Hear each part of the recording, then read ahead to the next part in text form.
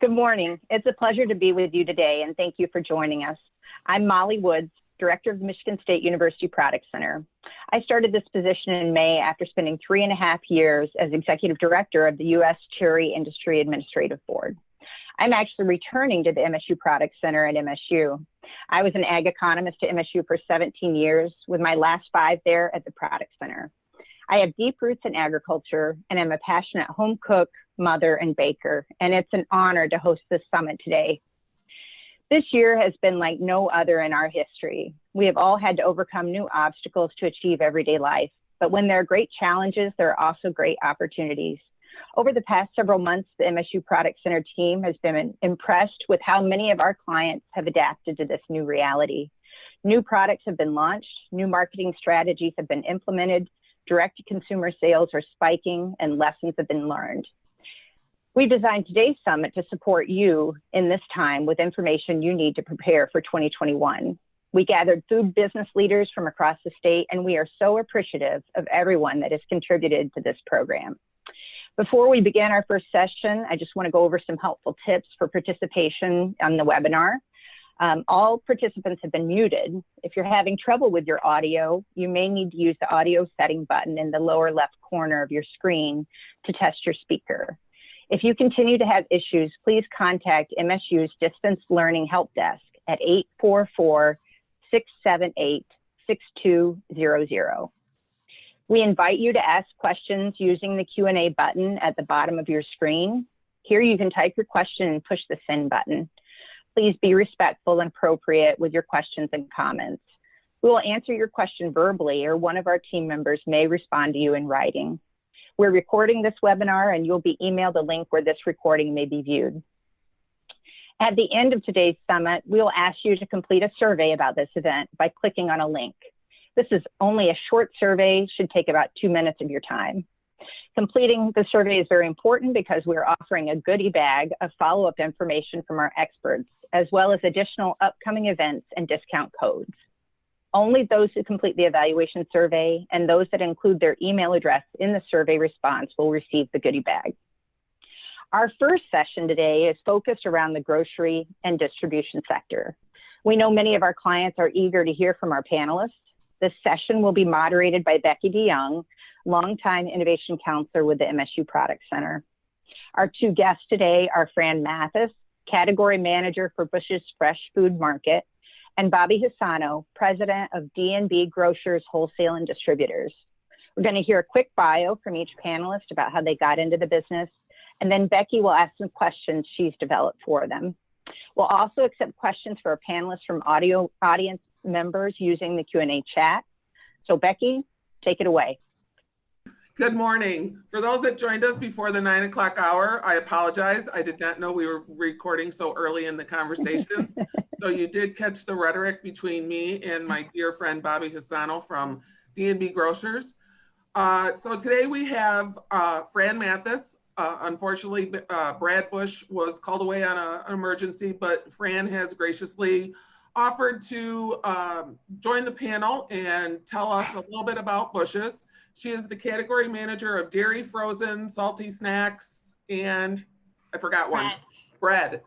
And my dear friend Bobby Hisano from D&B Grocers, they are located out of Westland, and I'm going to let them each do a short bio. And then what also I would like you to do, Fran and Bobby, is kind of discuss how you started working together, okay? So Fran, if you want to just give us a quick 2-minute bio about how you started with Bush's and what your experience is, please. Absolutely. I'm a graduate from Western Michigan University, a part of the food marketing program. From college, I worked at Heinen's for 5 years as an intern and then got a full-time position as a buyer category manager. After being in Ohio for 5 years, I realized I'm a Michigan girl. I wanted to come back home. So I looked for other options of working in the retail industry, and Bush's had an opening. So I applied, I got the job. I've been with Bush's for 5 years. I love the company, started on a grocery desk and then moved to dairy frozen. Bush's has been working with D&B since 2009. So it was that small retailer. They help with certain niches, and we've just had a strong relationship with them. So D&B is very good at filling the holes. If we have a gap they're quick to fill the hole. So it's been a pleasure to work with D&B. Wonderful. Thank you, Fran. And then Bobby, honey, if you could just explain a little bit of how D&B got started and how you began your relationship with Bush's. Sure. So real quick, the very similar to just a little bit sooner in life to Fran's path. I also am a graduate of Western Michigan University. Of my undergrad, got a job at Fleming Foods right after my undergrad studies and food marketing program as well, and went down to work for Fleming Foods for 8 years in Houston, Texas, and I was fortunate enough to get my MBA there and fully paid for by Fleming at the time at a young age, and was able, like Fran, I missed home. I was gone for about seven and a half years and wanted to come back. We were retailers all our lives and never been in the distribution side till it was introduced at Fleming. And then when I came back here to Michigan, we started in 1992 our company. Our distribution company, and started ground up, and where we're at today from where we started is truly a blessing and amazing. And with customers like Bush's, feathering into that relationship, as Fran said, over 11 years of almost 12 years of strong relationship, we have been able to service not only Bush's but many of the other independent retail stores in the entire state of Michigan. And we've now grown our business into the Northern Indiana, Chicago, and Ohio segments as well. But we have had a tremendous relationship with Bush's, and wish all of our relationships with our retailers were as strong and the same. We've been very responsive to each other's needs, and work very, very well together from top down. Wonderful. So just to be clear, Bobby, you only do non-perishables, correct? No refrigerated, that is correct. No frozen? At this particular point in time, much to the chagrin of a lot of our retailers, they want us to get into the perishables. That's soon coming, but we have been in grocery, dry grocery, I should say, from the start to present. But we definitely have plans for perishables within the next 2 to 3 years. Great, that's fantastic. That's the first I'm hearing of it. Thank you so much. Yep. So let's do a little flashback. What a year, right? So did either companies, meaning Bush's as a whole or D&B as a whole, have any hints of what was coming down the pike? I'll go first. No, Sure. I had no idea. In February, my teammates and I went to 2 food shows. We went to KeHE in New Orleans. We went to Fancy Food in California and San Francisco. There were starts of COVID, but we weren't that concerned. Being in a conference room or a convention center with tons of people, food sampling, shaking hands, not exactly safe. We were okay. Right before COVID hit to a pandemic, we were getting ready to go to Expo West. It's food show season, it's convention season. We were ready to go. Monday, people were calling, are you going to cancel? Why would we? You know, that was the thing. And then people started dropping out. We're still thinking, okay, we're going to go. Thursday, the show was canceled. Expo West is a huge show. 85,000 people were coming across the world to come to the show. This is a big show. And we didn't see it. And our first thought was get product to the shelf. We just need to help our stores survive COVID. We just need to get product out. And then when there was no product, because our shelves were cleared, we were trying to source it. And then we had to pivot. How do we keep our guests safe and our associates? That was the priority, was keeping our associates safe, navigating the new face shields, securing masks, securing gloves, getting hand sanitizer when it was so short. So in a matter of a week, our whole world changed. So I don't think anything could prepare us for that. So Fran, real fast, when you were visiting these shows beforehand, did you notice any kind of spike in the pricing structure, or was it still decent? No, not until the pandemic hit. I saw in 1 week, my cost of eggs went up $2. That's unheard of. So in 1 week, just rough numbers, I'm going to say it was below $1, and all of a sudden I'm at $2.75. Wow. So Bobby, what about you? Did you see anything early? Did you have a crystal ball? No, unfortunately, I didn't have a crystal ball. I guess if I did, we wouldn't be in the grocery industry. We'd be in Nassau somewhere. But I can assure you, what I'm going to sum it up by telling you, sucker punch, right? So this was the epitome of a sucker punch. We had no clue, as Fran alluded. For us, it started early March. I want to say the first week of March when we started really seeing. I mean, we knew we obviously you listened to the news and so on. We never thought. I never thought our industry would be so impacted.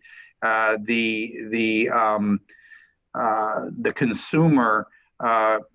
What basically the reaction by the consumer and the panic buying is obviously what caused a lot of the supply chain pull.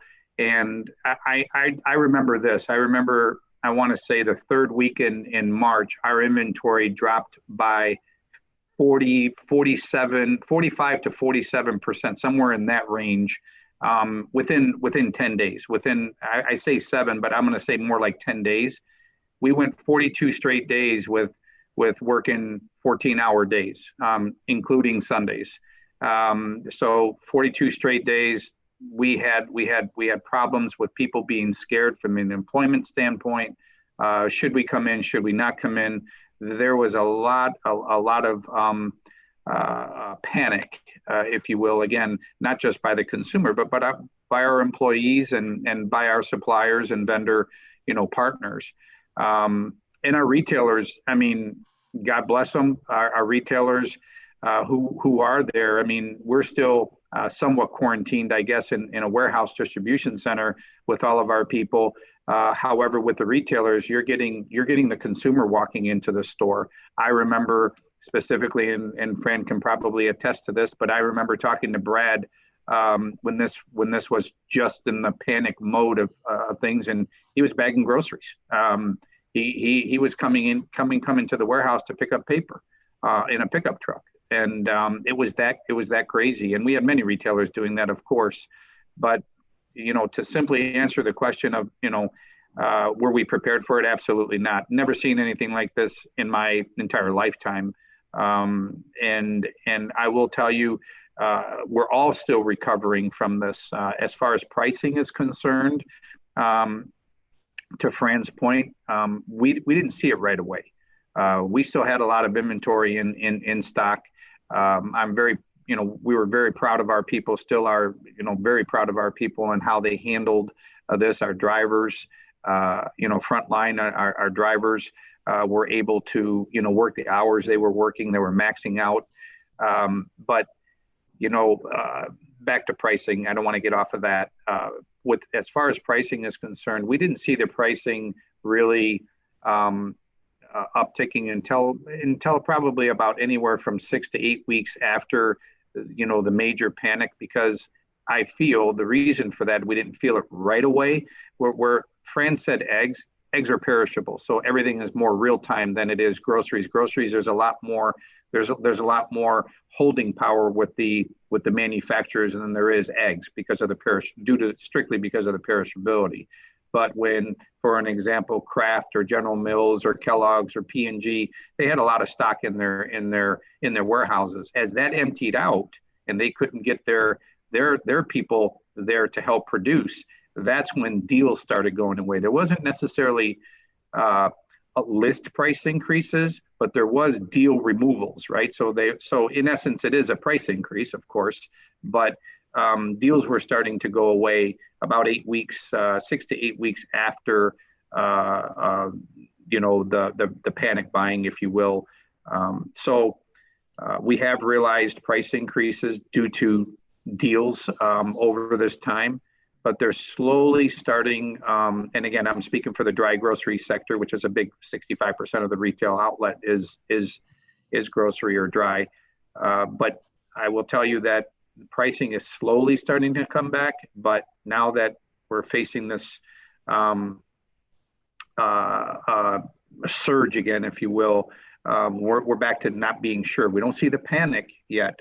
And hopefully that goes away. Hopefully we don't see that panic again. We were able to boost our inventory levels. We pride ourselves in service level. To give you a perspective of what happened to service level with us, specifically, we went from a 97 to 98% service level as a norm to we dropped all the way down to about 65%, which is still better than some, from what we understand from some of the retailers that we talk to that buy from other vendors have been as low as 40%. Exactly. But can you explain that percentage? So is that of product in stock?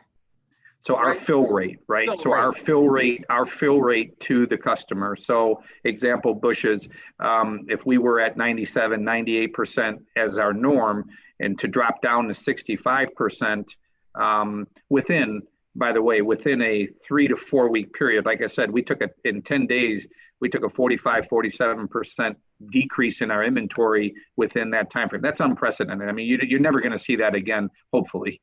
We never see that situation ever happen again. But we're today, we're very proud to say that right now today, we're probably in the upper 80s, maybe mid 85 to 90% at service level. Still not the norm by any means, and still out of key categories like the paper category was hit very, very hard. I'm sure everybody's heard about that through the news and so on. The toilet paper, paper towel, people are cleaning more, so that's the paper towel side.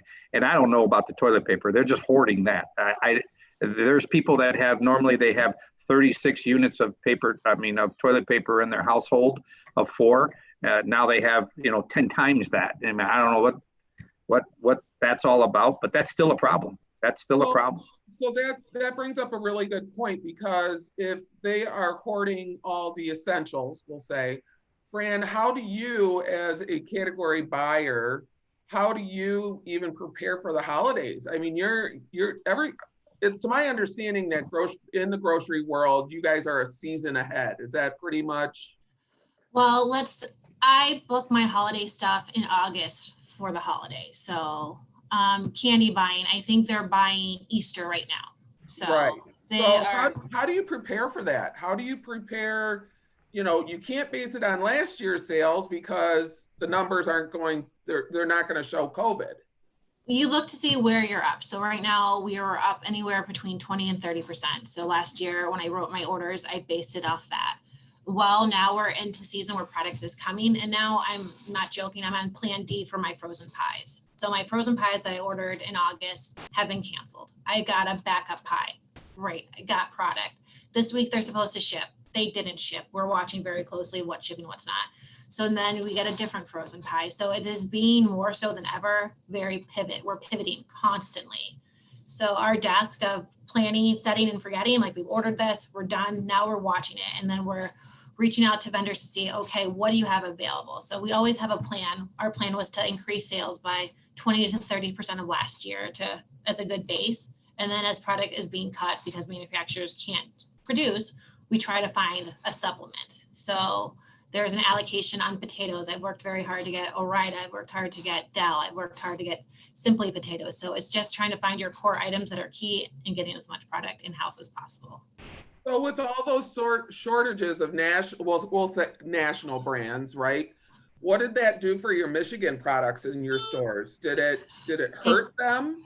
No, as they dropped, we were able to work with certain brands to help supplement the gap. So we brought in tortillas. We brought in their chips, and we've done a really great job. Other local brands, they've been able to help us supply products. So they've been a great resource. Bobby, what's your percentage in Michigan products right now? Do you know off the top of your head? Oh, it's probably, it's not what I'd like it to be, obviously, or what we aspire for it to be. But I would tell you it's probably less than, from a product perspective, it's probably less than 5% of our total volume.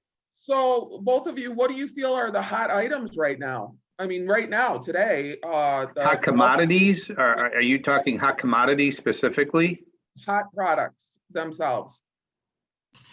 For me, in my category right now, you're seeing a lot of people eat ice cream. Like ice cream numbers are through the roof. Pizza is through the roof. Salty snacks is through the roof.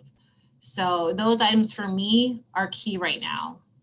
So what is the opportunity for a smaller brand? I mean, how can we at the product center help you find more of those smaller Michigan brands to fill those holes?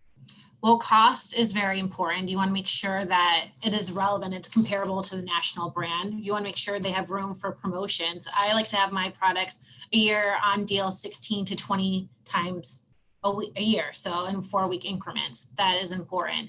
Pack out is very important. If somebody has a pack out of 24, I can't do that. It needs to be 6 or 12. What's a PACO?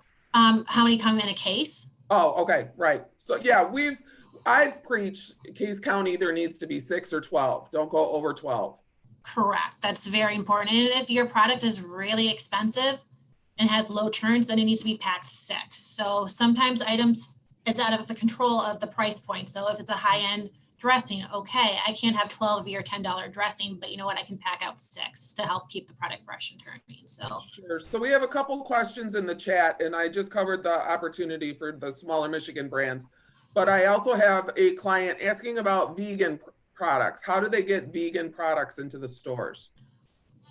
Vegan products it's a niche item and it depends on the desk. So certain vegan items I take care of, and so does our produce buyer. So it just kind of depends on where it falls and what kind of vegan item it is. Okay. Bobby? So I have vegan cheese in my dairy cheese, but also so does the produce buyer. So. And Bobby, what's your percentage of vegan products right now in the house? Do you know? Vegan products, I would tell you, we're probably very low. I mean, it's probably, I'm not going to say non-existent, but we are seeing more vegetarian line extensions, you know, like for an example, Jiffy Corn Muffin Mix vegetarian. You know, there's line extensions that are coming out that are more vegan orientated, but those are more from on the national side. I would tell you the vegan category is growing. There's no doubt about that. Plant-based is growing. And I think we're on the precipice of that growth. I think it'll be a fad like a lot of other nuances in our business. But I do want to circle back, if it's okay, to the type of items that maybe some of these entrepreneurs or the Michigan branded entrepreneurs are you know, looking or aspiring to produce right now. This is just my perspective. I would take a little bit of a pause, be patient. This is the time right now. If I was an inventor, I would tell you, be patient, let this thing pass. We're already a good portion of the way through the race, a 4-lap race. We're at lap 3. I feel just from hearing all the you know, science and information that we get on a daily basis. But when I say be patient, that doesn't mean stop thinking. Right now, today, comfort food is really big. Fran's talking about ice cream. That's comfort food at the end of the day. With snacks, they're not eating out as much. If there's another lockdown, hopefully there isn't. But even without the lockdown, I think people are finding that, hey, staying home isn't so bad. And you know, from the you know, cleanliness and that sensitivity. But I would tell you that if these young entrepreneurs just are a little bit more patient, you're about 4 or 5 more months of this.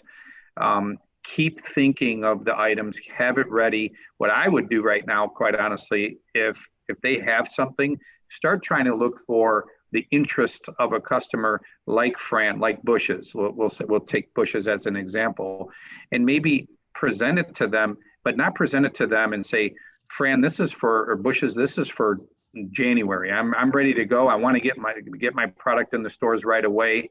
But maybe, you know, Bush's loves to plan out, and they do a great job in planning. That's why I think that's one of reasons why they're so successful is they have a tremendous vision, and share your vision, let them share their vision, the retailer's vision with you, and say, hey, this is not going to happen until April. This is not going to happen until March, April, May of next year. But have everything lined up right now. Have your distributor lined up, have your retailer lined up, and so on. But for them to do it right now, today, and start distribution, we're in a chaotic mode still. And for us to take something new on right now that, you know, and I can't speak for Fran in this, and I don't mean to, but I can't. We have buyers here as well, and not to say that they're not looking at new items. We're looking at them, but we're not necessarily turning them on right away, because a lot of our retailers are not going to turn them on right away. They're having trouble getting what they normally carry in stock, let alone something brand new. Okay. Hey, Bobby, I would love to talk to you about this all day long. You know me. I talk to you and Fran all day long. Unfortunately, I'm getting the hook from Molly. So there are questions in the chat. They're pretty just easy questions. So I believe we're going to send those out to you in an email. And okay, if you could just answer those questions for us, that would be wonderful. Fran, thank you so much for stepping up and coming along and having fun with us for this little short time, 20 plus minutes. Bobby, you know I love you to the moon and back. So thank you for all your information. You and I look forward to seeing everybody, hopefully very soon, face to face, where I can hug. Go Broncos. Absolutely, go Broncos. Oh, all right, it's time to mute, right? Thank you. All right. Thanks for the helmet, though, Bobby. I really appreciate it. And Fran, thank you for your perspective too, and for stepping in on short notice. I think we could have a whole conference just with you guys. So that's such an interesting perspective. And Becky, you know, this really illustrates the value of our innovation counselors and the relationships they have. So thank you, Becky, so much for doing that. And with that, you're welcome to stay for the rest of the program. We'd love to have you. Next up, we have a quick video on Michigan State University's Food Processing and Innovation Center. The FPIC opened for business in 2018, and we're so proud of all the innovative work the team is doing there. Hi, I'm Jason. I'm the facility manager here at the Food Processing and Innovation Center, and I'm here to talk to you about how we can assist you. We are the places you come to when you have nowhere else to go. We can't make everything, but we can sure make a lot of things. Once you contact Tina or Jason, we'll arrange a Zoom meeting, discuss what we can do, send your non-disclosure agreement to our legal department, then have you in for a tour. After the tour, we'll sit down and discuss if we're a good fit for you. Over the past year, we've helped launch at least 23 new products, worked with an average of 10 to 15 clients per year, worked on at least 4 research grants, work tirelessly with our clients to help launch their new products. Contact Tina Conklin or Jason Hoffman and we can arrange a meeting with you. We hope you take some time to learn more about the FPIC online. The FPIC's website has been added to the chat, so you can copy and paste it for review later. It's really a new and innovative place where, like I said, we're so proud of it. And it's a place where a lot of innovation is happening in the food business. Next, we'll be discussing packaging and shipping products. This has really become important during the pandemic. MSU packaging professor Patrick McDavid will provide some important considerations around packaging your product. You'll then hear from Laura Sitzma, co-owner of Byron Center Meats, about how they have solved some of their shipping challenges. Feel free to type your questions in the Q&A chat, because Professor McDavid will be here to answer your questions after the videos.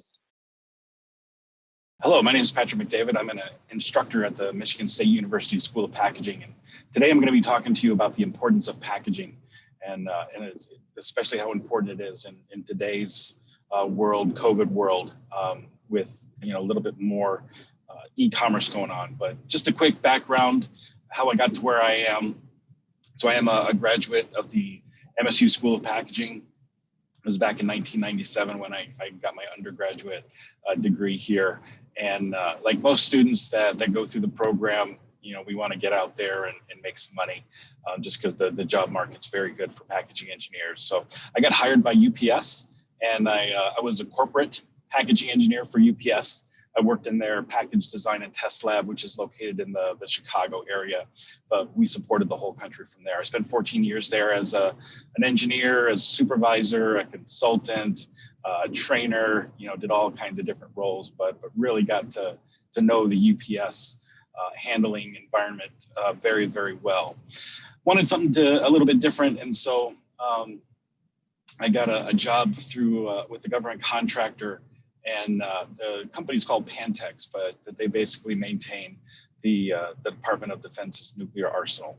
And so I dealt with my group that I managed dealt with long-term storage of disassembled nuclear components. And so I've done quite a bit and got to see quite a bit between those two companies. Decided to come back here to MSU to work on my PhD, and was a graduate student for about a year, and then got hired on as an instructor at the MSU School of Packaging, and that's what I've been doing for the last 3 years. So how does packaging impact your brands? With e-commerce now, and especially with COVID, e-commerce is changing how goods are delivered. It's changing the modes that they're being transported in. Brick and mortar is still heavy, but I think a lot more is going through e-commerce than ever before. E-commerce was certainly growing at an aggressive rate, but with the past year, certainly that growth has increased. Packaging has always been important, especially in the brick and mortar world, and that's why we have this School of Packaging. Most of the graduates would typically get hired by consumer packaging company, and basically dealing with brick and mortar store shelf packaging. And there were certainly a lot of aspects with that type of packaging that made it very important. But it's even more so important now, I think, especially with the growth of e-commerce, because damages impact the brand. And so if we look at packaging decisions that get made, there's 3 areas that those decisions have impacts on. So the financial decision, with damages and with lost sales. But customers also identify, emotionally with packaging that they receive. And they're also very, very sensitive to sustainability, and they want to partner, they want to purchase from companies that have that same mentality, to protect the earth, to not overpackage. But, sometimes we have to ask ourselves when we talk about e-commerce, is the packaging decisions that we make for brick and mortar, are those even necessary in an e-commerce world? Do we need the graphics? Those types of decisions. And again, the damages that occur really affect perception and future purchasing decisions. Because there's a lot more handling in the e-commerce world. We're talking single parcel carriers such as UPS, FedEx, and Post Office primarily. But we all know Amazon, they have their own couriers. But all the systems are very, very similar, and there's still that human element involved in all of the carriers. No matter how those packages get dispersed. Orientation is going to be in any orientation. With brick and mortar, we can control orientation, quite well, but in the e-commerce world, there's very little control over package orientation and specifically the product inside, what that orientation is. And there's a diverse mix of products and protection needs that are being shipped. Now, a lot of products need physical protection. Some products, especially food, they need flavor protection because we don't know what that, package could potentially be sitting by, and that product could absorb, flavors from the outside. But ultimately, we're trying to protect the brand, trying to protect your brand. Because those damages and the perception in the end, it affects that brand. And so ultimately we're trying to protect the brand. And sometimes it's difficult to balance damages and over packaging, making good, sound packaging decisions that, we're not over packaging because customers are very, very sensitive to over packaging, but obviously they're going to be very, very sensitive to damages that occur too. And finding that balance can be difficult sometimes. Just for example, just read some reviews, go to Amazon and read some product reviews. They are no longer about the product. solely about the product, I should say. You know, they're reviewing the entire experience from the unboxing, from the time it gets delivered. They are reviewing that entire process. And so, you know, packaging is really important. So creating that link is important. You know, for e-commerce, sometimes that packaging is the first tangible connection. Which again is very different from omni-channel retailers, where you know, a company like Best Buy, for example, has multiple retail outlets that customers can choose. I can go to the store and look around, touch and feel and purchase it there. I can go online and purchase it and choose to go to the store and pick it up, or I can have it shipped to me. There's all kinds of different methods. And so, you know, again, the packaging is different for those kinds of omni-channel retailers as opposed to companies that only do e-commerce, where that packaging is that first connection. And, you know, nothing says we can't do stuff to the inside of the box. You know, obviously we want to, you know, protect the product and packaging from porch pirates, but we can certainly utilize all that space inside to help create that connection, make the customer feel special. Use QR codes, you know, for instructions, but ultimately it's just getting them to your website. So that's all I have for this short period. But again, thank you very much for your time and attention. So my name is Laura Sitzma, and one of the owners of Byron Center Meats. And about 5 years ago, we started a new business for us, an online market, and called HarvestBox, harvestbox.com. So totally separate business from Byron Center Meats, and completely online. So people go online, shop, and then we ship their product. Our model has changed a little bit in that we, as a custom processor of beef and pork and bison, we were used to whole animals or half animals going out the door, right? So we had to come up with a marketable amount of meat that people wanted in their home. And we thought a 1/12 of a beef or a half of a pork, a quarter of a pork would be a good amount. Worked with that for about 6 to 8 months, figured out it's way too much, right? So people they can't get their mind around 30 pounds of meat showing up on their front doorstep. So we still offer those, but then greatly added probably 30 other products of smaller 10 pound, 5 pound, different amounts, more manageable. But that completely changed how we were shipping things as well. So we put in a lot of effort into our initial product as far as how are we going to ship it, did a lot of testing runs, think boxes, line boxes with thermometers in them going to my aunt in Florida, or, you know, just we really got creative trying to track that. Ended up designing our own box and insulated shipping pad because what we wanted at that time was not out there. We looked at shredded denim and mushrooms. And I mean, there was all these different insulators that people were looking at, but finally decided on a custom liner that's made for a custom box for us. And then on these larger bundles that I spoke of, that product fits in a box that fits in the box, basically. So as far as product moving around or shifting, you know, we really wanted it to be protected in that way. So that box is created to hold 30 to 40 pounds of meat and up to like 10 to 20 pounds of dry ice. So final, I mean, we're upwards of 60 pounds of shipping that, and the expense obviously is great for that. So we wanted a FedEx ground option. So our shipper is FedEx, and we designed this box to, it can take 5 days to get to California, and those items are still frozen solid and ready to go in someone's freezer. Because you cannot use dry ice on an airplane. And so you can't do an overnight shipment, right? Then you get into your gel packs and some of that. We did look at that, but we wanted to be nationwide. And with the airline restrictions, we knew that we had to come up with a box that would safely reach California in 5 days. So, and that has been working. I mean, we've had a couple flukes, you know, someone wasn't home and it sat on a porch till Monday and, you know, ended up reshipping, but very little waste in that way. Because we ended up changing our product line into a smaller portion, we ended up going with a couple different size boxes from Uline, which is a name everyone will recognize, right, in the shipping world. And then also found a company called Tryco. It's Tryco. They're out of Farmington Hills, right here in Michigan. and came up with like 2 standard sizes that work for our products. Because you can go pretty crazy and have, 5, 6, 10 different size boxes.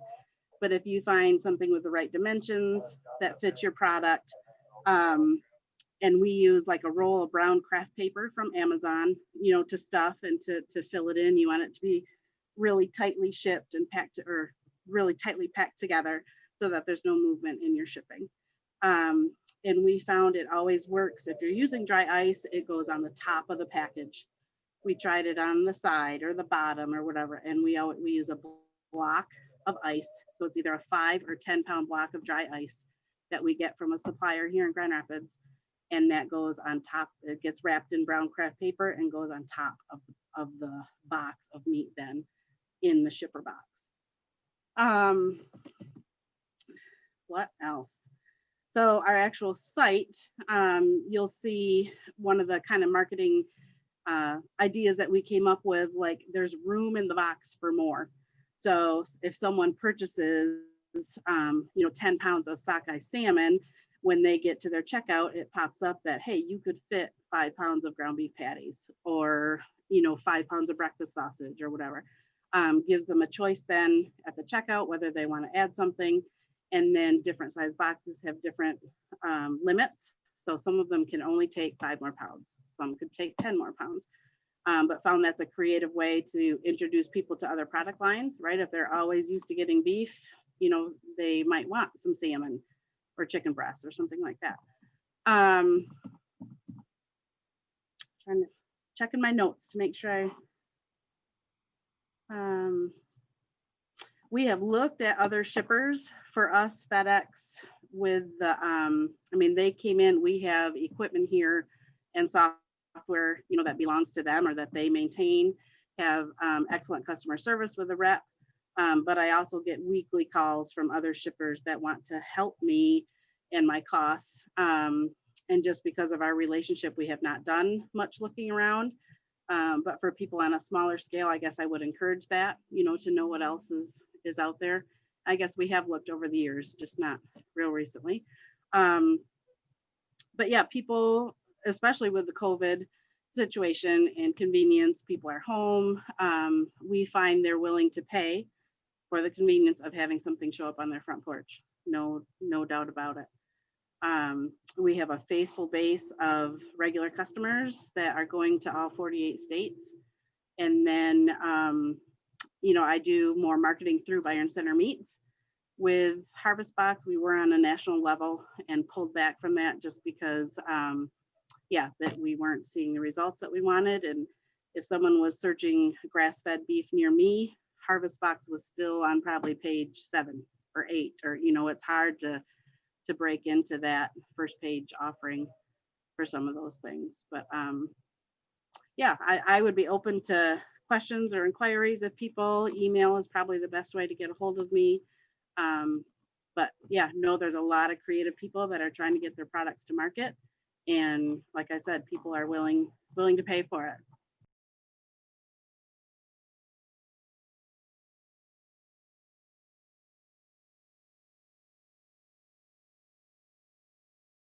My name is Kendra, and I'm just going to do a few questions for Professor McDavid, if he is joined us today. Yep, I'm here. Oh, great. Thanks so much, Patrick. So we had a few questions in the chat come in specific.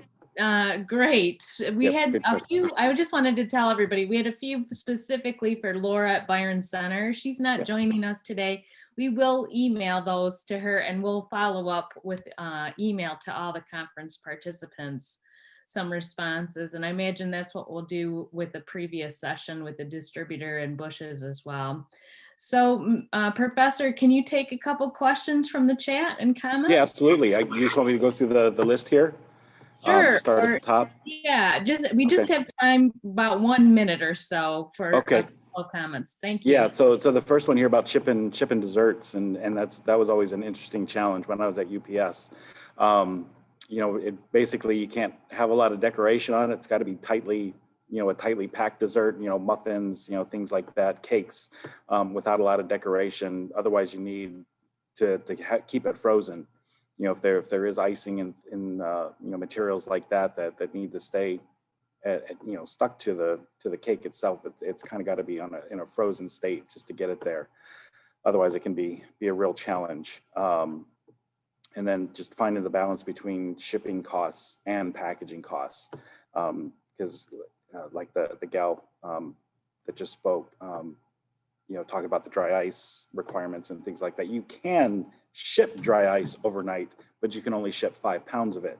And that's through all the carriers have that rule. Any more than that, and then it's a dangerous good. But you can declare that you have dry ice in it, but if you keep it under 5 pounds, then you don't have any hazardous material, dangerous goods issues. But it's tough, because you're either going to spend a lot in shipping costs, or you're going to spend a lot in packaging costs. If you're trying to extend your time in transit to 3 to 5 days, depending on where you're at. But both carriers have a service that's like a 3-day. UPS is called 3-day select, and then FedEx, I think theirs is an express saver. But it's both the same service where you can get to anywhere in the country within 3 days. So that's always been a good balance to utilize that, because then you can hit most of the country in that 3 days. And so, again, it's a good, efficient way to do that. I know some customers that I used to work with, they would have to charge a surplus if they had customers that wanted to get, some of these desserts just to help defray some of the packaging and shipping costs. So I know that was always a big challenge. Some of what I'm trying to see, some of the other questions here about reasonable level customers are willing to pay. Again, that's the challenge, is trying to find that. A lot of it depends on what the product is and how bad they really want it. But again, with e-commerce especially, you have to use a lot more packaging. You've got to take into account those extra materials. Professor McDavid, since we're so tight on time, would you be willing to answer a few questions if we emailed you? And absolutely. I really appreciate your time and insight today. Yeah, no, absolutely. And next up, we have a short video about the packaging services available through the MSU Product Center. This short video will explain a little bit more about that. Hi everybody, I'm Jason. I'm the Facility Manager here at the Food Processing and Innovation Center, or FPIC. I'm here today to talk to you about our packaging services. Research indicates that 81% of consumers tried something new because the product packaging caught their eye. Additionally, 63% of consumers have purchased a product again because of the appearance of its packaging. Packaging is clearly not a small facet of our business. As a client, you have access to the MSU School of Packaging, which is ranked best in the nation. Our consultants can help you identify packaging solutions that fit both your technical and marketing specifications. This consulting work will cost a rate of $121 an hour. To get started, discuss your packaging needs with your innovation counselor. They will be able to directly answer your questions for free or connect you with our consultant for higher level packaging needs. Thank you for that overview of packaging, and also especially to Professor McDavid. I think we're gonna have a lot of questions for you going on, but I'm certain that we can get those answered and keep moving along. So our next speaker is Lynn Dornblaser. Lynn is with Mintel, which is an award-winning provider of food market research globally. They're a huge firm. And she serves as the Mintel Director of Innovation and Insight. And she'll be talking with us today. She'll answer questions, but first we're going to watch a video Lynn has prepared on 2021 food trends and innovation. Parker Jones, one of our innovation counselors with the MSU Product Center, will moderate the Q&A session after Lynn's presentation. Written information on these trends and valuable insights from Mintel will be included in the goodie bag, so you won't want to miss that. Be sure you fill out the survey. It's a really valuable report we're getting from Mintel as part of our partnership. Hello, my name is Lynn Dornblaser. I'm Director of Innovation and Insight at Mintel. And today I'm going to talk about one short, simple topic, and that is now the right time for innovation? And happily, the answer is yes. Very briefly, though, Mintel is a global research company, which you may know. Our US headquarters are in Chicago, where I'm based. Our global headquarters are in London. And as a research company, we do a lot of different things. But what you're going to see in these few brief slides is some trend information that comes from our folks who look at trends and big picture stuff.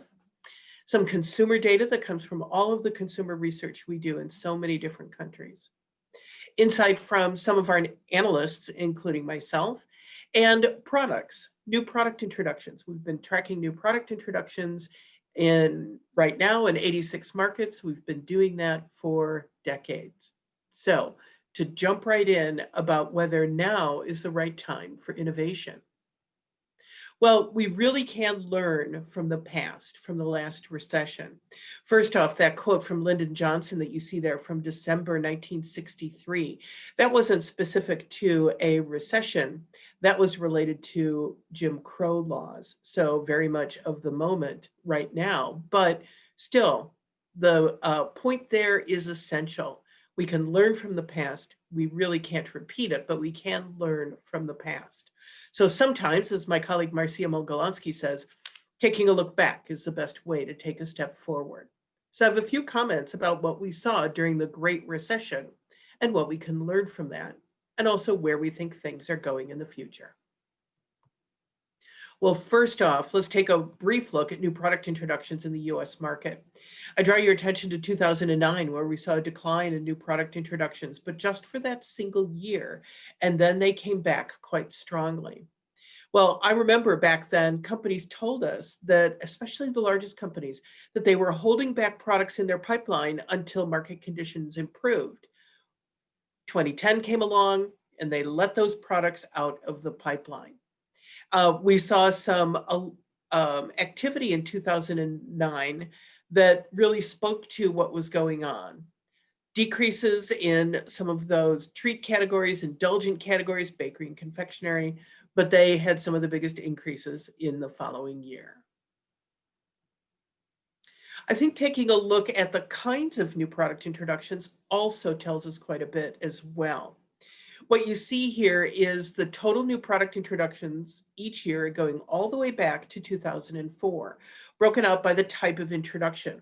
The bottom, the blue part of the bar, are new products. So that would be a new range from a company, a new brand that no one has seen before, a completely new concept. In the orange is new variety and range extension. Green is new packaging, so that could be a package size, package graphics, package material, and relaunch and reformulation are the two that are the smallest. But if you draw your attention to 2009 and 2010, in 2009, we saw a drop in products that were new products, so brand new lines coming out in the marketplace. But that came back up a bit in 2010, again, as companies began to release products out into the marketplace. So that was immediately after the recession. But as time went on, we saw really significant increases in new varieties and range extensions and new packaging. What we also saw beginning in 2010 was the growth of challenger brands, smaller companies coming out into the marketplace with unique products. Well, 2010 brought us some innovation that's still quite meaningful today. In taking a look at IRI's new product pace setters from 2010, these are three of the top products. Chobani was new in that year. So that's when we began to see Chobani with Greek yogurt, and we know how that had completely changed the yogurt category.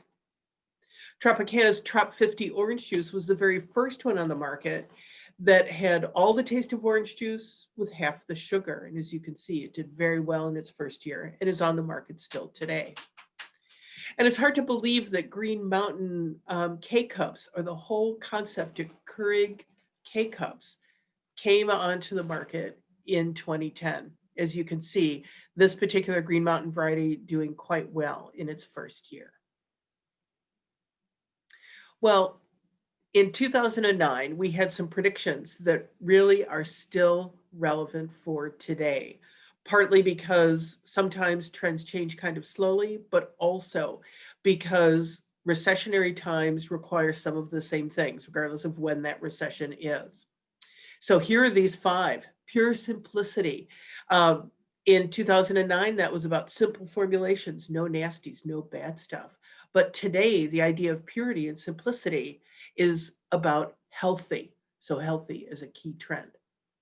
Enhancing mood. Well, it's the same as it was before. It's about giving you a boost of energy or soothing or calming you down. Obviously, we really need that these days. One of the areas that we see growing when it comes to soothing and calming, products with CBD. The third trend we called staying home 2009. That was about dining in and having spa experiences at home.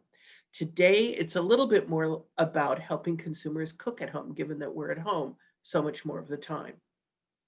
We also talked about the middle gets squeezed. So this was the growth in value and in premium products.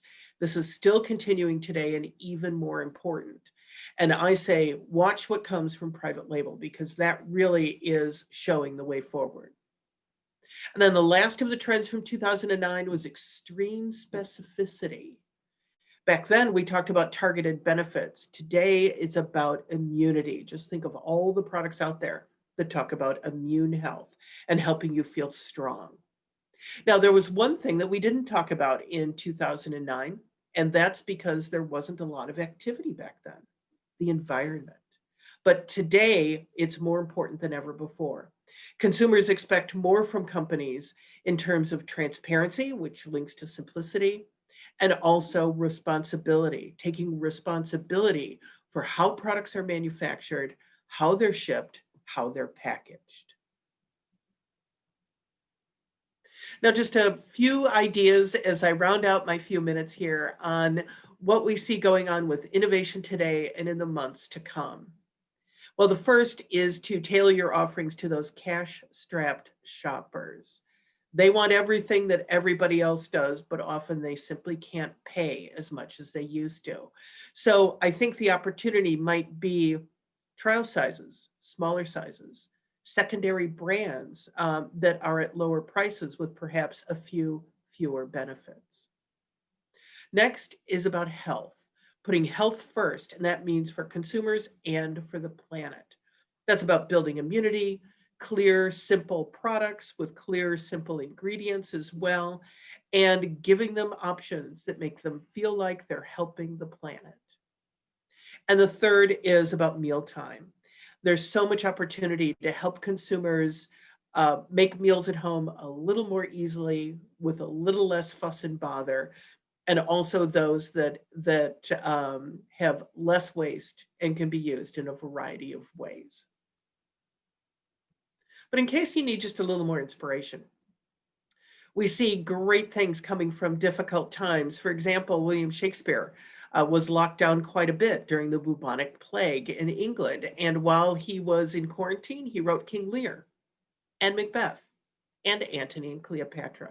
So I think all the rest of us are just a bunch of slackers, but that really is some terrific inspiration. So I hope this has given you a little bit of a look at what we see out there in the marketplace and why now truly is the time for innovation. Great, thank you for joining us live for Q&A, Lynn. Sarah Feynman, account manager for the Product Center's Mintel service, is also available for follow-up and Q&A. Lynn, just to make sure we got the videos on and such. Make sure. Yep, you're here. Good. Yep. The first question we have is from the registration. One of my building blocks to my business is in-store sampling. How does the future of this look? That is a tough one, isn't it? I think there are potentially two routes for companies to think of.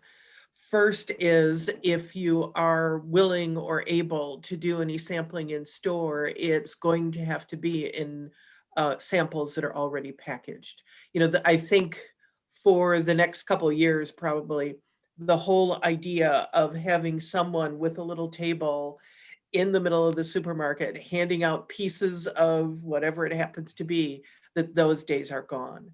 But I say take inspiration from what you might see at some restaurants. I know one restaurant that we have gone to, not now for a while, but they don't bring you a bottle of ketchup.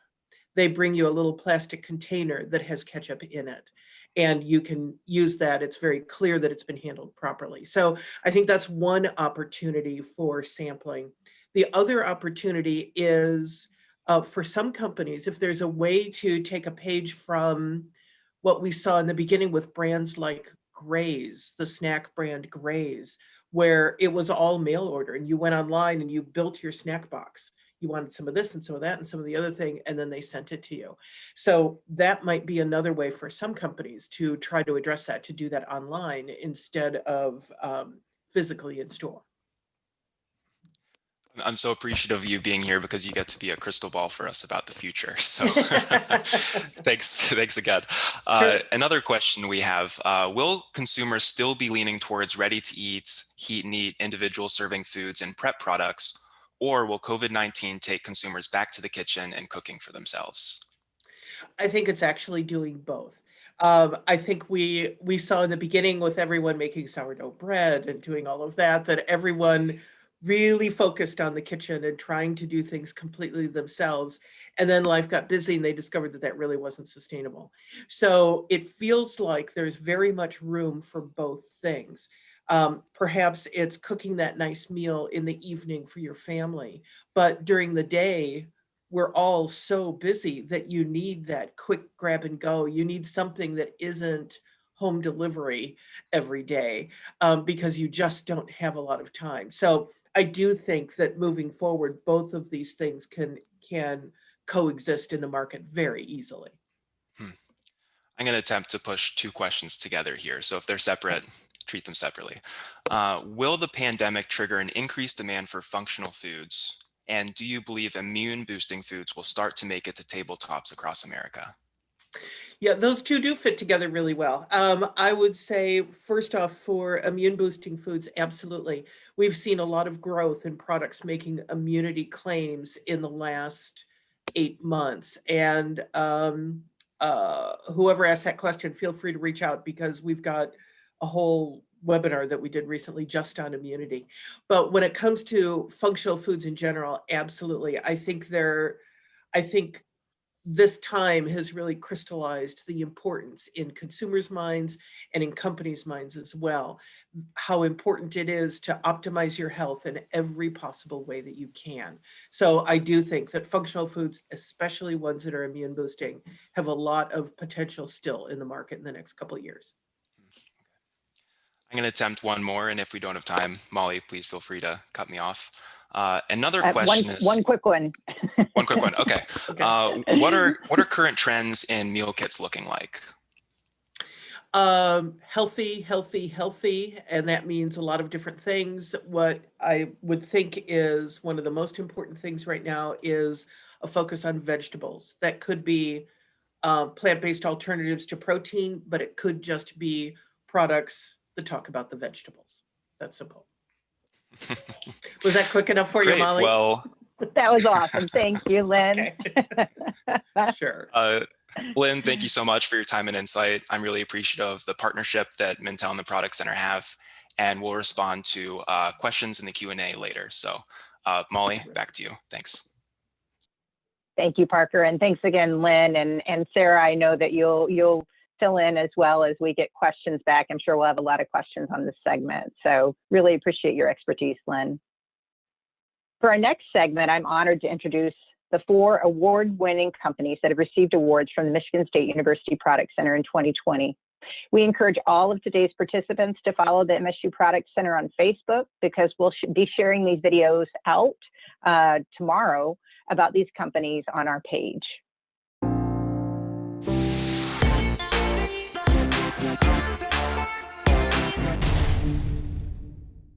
My wife Kathy and I have run this market for the last 20 years. It is a family farm that's been in my family since it was founded in 1874. Our organic farm is one where we transplant nearly every plant out into our fields. This March, when COVID was starting to really kick in, we had to make this decision. Do we grow the same level of produce? All the restaurants we sell to were definitely going to be impacted. We had made the decision not to participate in farmers markets this year. But I kind of said, well, let's still seed to our normal seeding plan, and we're going to find a home for all of that produce. We put a lot of energy to growing our on-farm market. And then the USDA announced this Farmers to Families Food Box program. And by end of May, we were putting together produce boxes that would get distributed to needy families throughout northern Michigan through food pantries. Our whole crew transitioned from some of these other markets and pivoting our business to, one, grow our on-farm market and to support this food box program. We definitely want to thank Michigan State Extension, Wendy Wheeland, and the Product Center for all that they do in helping farms like ours grow our businesses.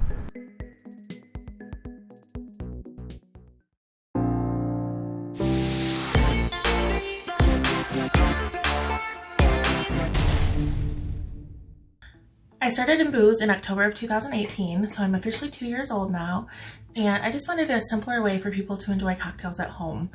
Each pouch, which they all come in a little pouch, there's a little bag in here that contains categorized fruits, spices, and herbs. You infuse at least 2 cups of alcohol at a time. It takes about 3 days, and after it's infused, you can make your cocktails as normal. So you just pair it with a sparkling water or a Sprite or something that you prefer, and it just makes it really easy. And so that's one of the things that has just been really fun for me to see how everybody is using it this year, now that things have changed a little bit. I knew that I could turn to the MSU Product Center and they had my back, and it's just such a great resource for my business. You can change things as it goes, but you just have to run forward and go for it. If I would have waited until Booze was perfect, even the packaging was not perfect when I first started it, but it's evolved throughout the years, and that's all that matters. If you have an idea, you just have to run with it. It's kind of scary sometimes, but you kind of learn as you go and you can make it work. I would like to thank the Michigan State University Extension and the MSU Product Center for this award for me and Booze, and just all my hard work is being recognized, which is amazing. You don't always expect it, but it's just one of those things that put a smile on my face. I've just been so excited since I heard the news. So thank you, thank you, thank you.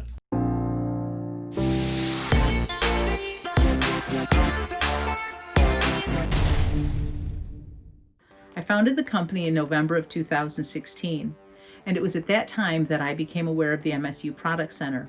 What I love about doing this business is providing healthy and delicious food to people from all walks of life. We currently have a line of Super Dip, 3 different flavors of dip that are vegan, gluten-free, no oil, no sugar, no preservatives, no nuts. 2020 created some challenges for us, just as it has for so many other businesses. Our attempt to pivot was the launching of Carrot Dogs. It's a new product line for us, and basically they're marinated, partially cooked carrots that the customer can cook just as they would a hot dog, and it's a really great, healthy way to have a hot dog experience. If anybody asked me if they should start a business or be an entrepreneur, most often I think I would say you've got to really be able to enjoy a roller coaster, because there are ups and downs to this business without a doubt. When customers come up to us at markets or at different events and thank us for doing what we're doing, that makes it all worth it. It's really nice to hear. And I think that's what really puts a smile on my face. We would like to thank the Michigan State University Extension and MSU Product Center for acknowledging our efforts and our Carrot Dogs with the Product Innovation Award. Thank you so much.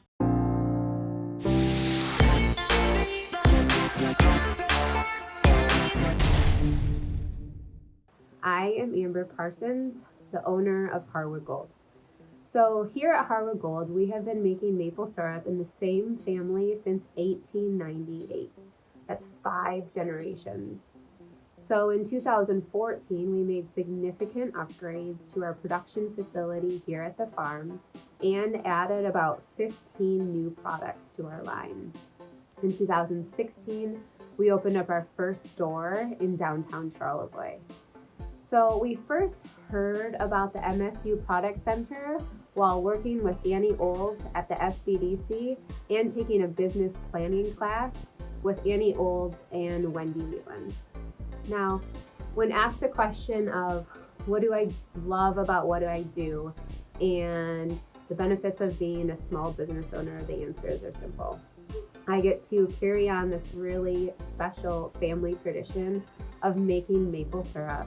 I get to build an awesome team of people that back up the brand and make it what it is. And I get to be a staple in our community. All things that are very, very important and near and dear to my heart. So I just want to send out a sincere thank you to the MSU Product Center and MSU Extension for recognizing Harwood Gold for this award. Thank you so much. Thanks for that, Craig. The companies that we just learned about today were nominated by their Product Center Innovation Counselors. You heard a couple of them mention Wendy Wheeland a couple of times, I think. If you're not a client of the Product Center, I know that Shelby posted information in the chat, a link on how to register. Also today, we'll offer all new clients who attend the program a promotional code in their goodie bag for $15 off their $50 application fee. So we'd love for you to check us out. And congratulations again to our award winners. For our next short video, we'll explain how MSU Product Center Innovation Counselors support our clients. They do a lot more than just nominate them for awards. So we'll take a look. Hi everybody, I'm Parker, an Innovation Counselor with the MSU Product Center. Today I'm here to talk about our business counseling services. Identifying all the steps you need to start a food business can seem like a maze. It's not simple either once you're launched to get the specific industry expertise you need to keep growing. Product Center Innovation Counselors are here to help. We are 9 business counselors spread across the state who specialize to food, agriculture, and natural resource sectors. We're your resource whether you're struggling with food safety and regulatory requirements, getting retail ready for grocery, or in managing the logistics of scaling your business. With us, you'll have what you need to launch your business and thrive in the marketplace. Last year, the MSU Product Center served 772 clients from across the state. We hope you decide to join us. Get started today by clicking the Become a Client button on the MSU Product Center website or by emailing or giving us a call.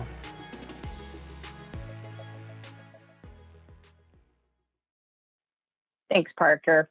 As Parker mentioned, our team of innovation counselors are stationed across the state to work one-on-one with our clients. And we are working from home during the pandemic, but we're still here to assist you. Next up, we have a session on creating a virtual pitch video. In this session, you'll hear directly from Bree McCarrick, founder and owner of Bright Bites, and also a Product Center client. She's a pitch competition winning entrepreneur, and she'll share with us how to tell your story succinctly and convincingly.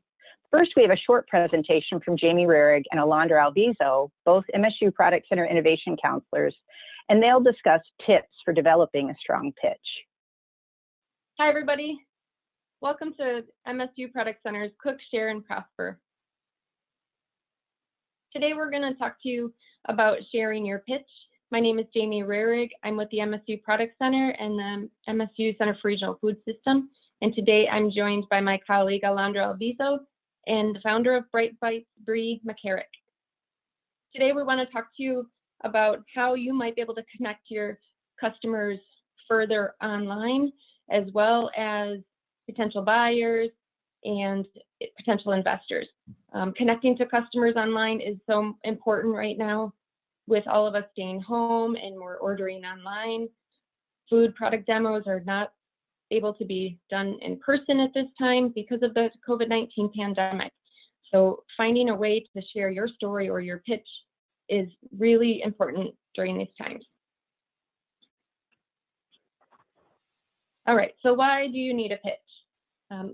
You're going to be able to convince others of why your product or your service is the right one for them to either buy or invest in or partner with you together on in order to build your business greater. You're going to need to convince your customers that the product is worth buying, maybe convince a banker that your business is viable and a good investment for them. And you're going to have many industry partnerships that you're going to need to make with your business. You'll need to convince that store manager to put your product in their store, or convince the category buyer that your business can scale. And maybe you need to convince a distributor that taking on your small business is worth her time. So in this session, we'll teach you how to do this efficiently and succinctly. So what is a pitch? A pitch is basically your business story told in a brief amount of time, 30 to 90 seconds. The length of time of a pitch is going to determine or be determined by what maybe event or opportunity that you have to tell your business pitch. You might only have the amount of time that it takes to ride up in an elevator with somebody, or maybe you're sitting next to someone on an airplane, maybe have a little bit longer to talk about it. And what you include in your pitch will be determined by how much time you have.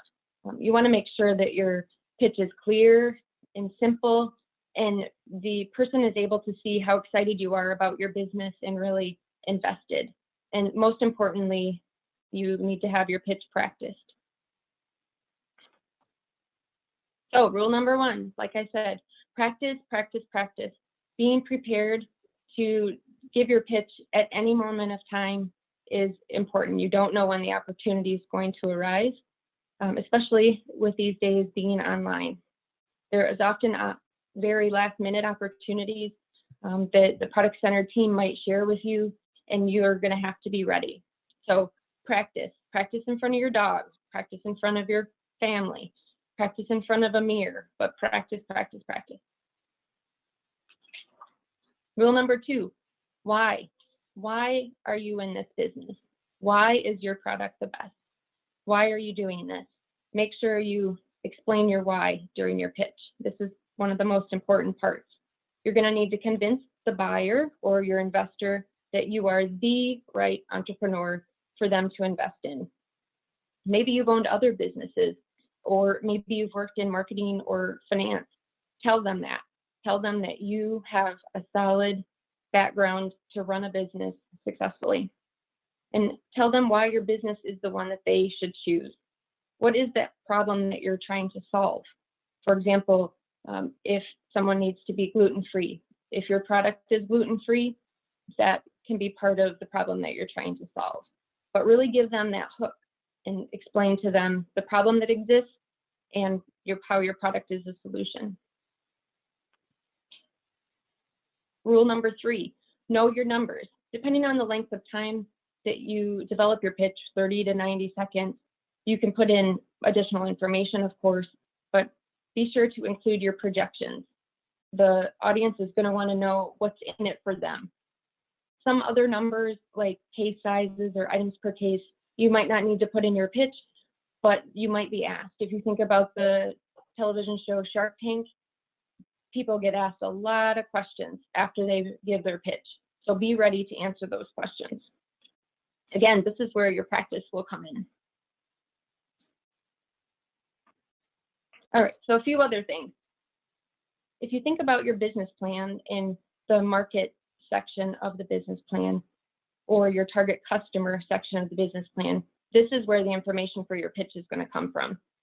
Don't tell people that your product or your service is meant for everyone. Using the gluten-free example, not everyone is going to buy a gluten-free product. You really have to filter down what your audience is, who your audience is. If it's a group of millennials or maybe it's single moms, really filter that information down and give that in your pitch. You're also going to want to talk about what market advantage your product has. How is your product better than others, and how does it stand out in the market? All right, next I'm going to pass it over to my colleague, Alondra Alviso. Good morning, everybody. So now that you know a little bit about what your pitch needs to include, let's talk about putting it all together. So up on the screen, you can see that we have three different visuals. And the first is a rubber band, some index cards, and a tripod. What do you think you can do with this? Well, what we suggest, and we've seen this done before, and if you Google MSU TEDx talks, you can see that there are people who have tips on how to record professional looking videos from the items that you might have in your home. And so to do this, you want to grab 5 index cards and you want to label them who I am, what I do, how I do it, why I do it, and what I do it for. And once you fill out the responses to those answers, You can sit or stand, whatever you prefer, in front of your tripod that holds your phone and use the rubber band to move the phone slowly to get different angles. And so that's a lot cheaper than investing in a high quality camera. So now that you've put it all together, you want to really use your smartphone horizontally because that just gives the audience a better visual. I know that sometimes when we record videos vertically, you have that black space next to your image. So you want to make sure that all the audience sees is what you want them to see and ensuring that it's easily transferable for different opportunities. Like when you send it to a potential presentation or anything like that, you want to make sure that that the visual is just you and what you want the audience to see. Make sure you time yourself so that you have an accurate count of how long your presentation or your pitch video is altogether, and make sure you practice so it sounds really good and it looks really good. Now that you're ready to record your pitch, I'll go ahead and introduce Bree Makarick, who is the founder and CEO of Bright Bites, an all-natural probiotic snack bite company. She started the business in college as she wanted an easier and more delicious way to consume probiotics after struggling with digestive issues. Bree graduated in May of 2020 with a degree in advertising management and a minor in entrepreneurship, and works on Bright Bites full-time. She became an expert at pitch competitions and has leveraged her success in these competitions to help fund the company. Without further ado, Bree Makarick. Thanks, Alondra. Hi, everyone. As stated, I am the founder of Bright Bites, a probiotic snack bite company that I started during my sophomore year at Michigan State. I worked with the Product Center since starting my business and have came a long way. Really grateful to be here today and share my experience pitching. So I'm going to talk about some of my tips for pitching, ways to practice and perfect your pitch, even if it is virtual. Pills are a pain to swallow. They taste awful, they're inconvenient, and our bodies can't absorb all those nutrients at once. We wanted a better way. Hi, my name is Bree Makarick, and I'm the founder of Bright Bites, a shelf-stable probiotic snack bite company that offers 3 different flavors of gluten, dairy, and soy-free bites that actually taste good. I started this company during my sophomore year at Michigan State because I wanted an easier, more natural, and convenient way to consume probiotics. I was taking a probiotic pill and it was a complete pain. So I decided to combine my passion for health and wellness and the problem I had to create this snack bite. We have 3 different flavors: a coconut crayon, PB and oats, and a dark cocoa, all loaded with organic chia, pumpkin, and your daily serving of probiotics.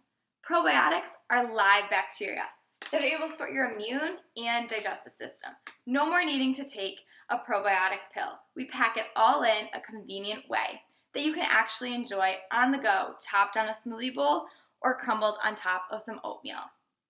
We're sold online on Amazon in over 40 natural grocery stores. Our brand vision is much larger. We plan to introduce more products that include functional food ingredients that actually taste great and deliver the nutrients every consumer wants these days. In closing, I urge you to make every day a bright day. Thank you. Virtual pitches have been going on for a while now, since the beginning of 2020. So I'm here today to share my top tips for perfecting your virtual pitch. Number 1, look at your background. Avoid pitching against a white wall.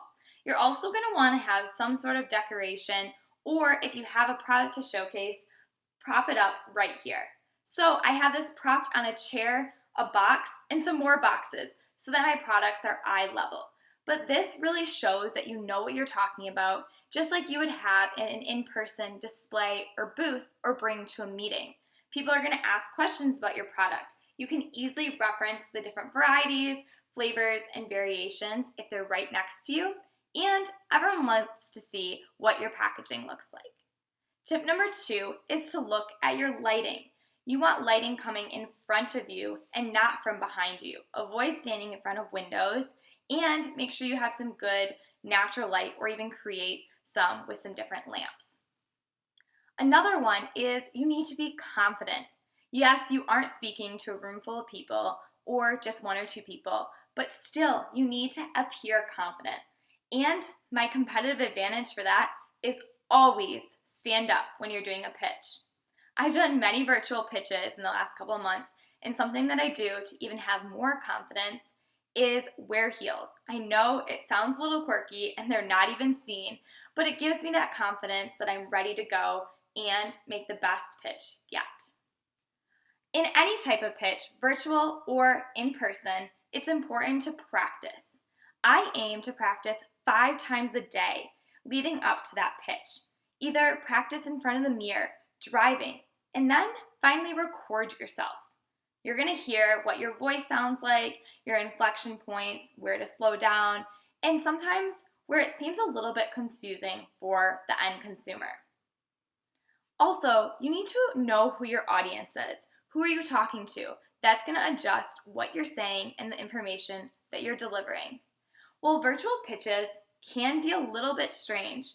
With some practice, using some of my top tips, you'll be perfecting them in no time. And what better opportunity to connect with buyers, suppliers, and potential partners that would be a really long drive or flights away. This is an easier and convenient way to get those meetings. So remember to take those top tips and never leave a pitch without saying thank you and showing how happy and excited you are to be there with a smile. So as you can see, pitching is something that I have definitely done a lot of practice with, but what has it also done for my company? So I've won over $50,000 in equity-free funding through doing pitch competitions throughout the state of Michigan, United States, and even internationally. I've gained so many new contacts to suppliers and different partners, as well as tons of free press and PR, as well as access to industry experts, whether they be a judge from the competition or someone in the audience that I am now getting mentorship by that has some industry experience in my space. And we're able to reach more customers every time we're pitching, whether that be to hundreds of people in an audience or hundreds of people online. They hear our story and would be interested possibly in our products. We also had the opportunity to become WeBank certified, which is Women Business Enterprise National Council, and it's the largest certifier of women-owned businesses. This certification allows us to use the woman-owned logo on our packaging, as well as work with large corporations in their Supplier Diversity program. So it's been an honor to be able to be here today, and we do have some time for Q&A, so we'll open up any of your questions that you have on perfecting your pitch. Hey everybody, thanks for joining us today. And Bree, that was awesome. I know you did a lot of work practicing to get your pitch down really well. I see a couple questions. Ellen, I see a question from you that asks, do we assist with one-on-one for pitch? You can talk to your MSU Product Center Innovation Counselor about that and see what type of resources that might be available to you. There's also some awesome marketing firms in Michigan that help with all of this. And then someone else asks if you should keep your camera on during your pitch. What do you think, Bree? I'm assuming you mean when you're practicing your pitch.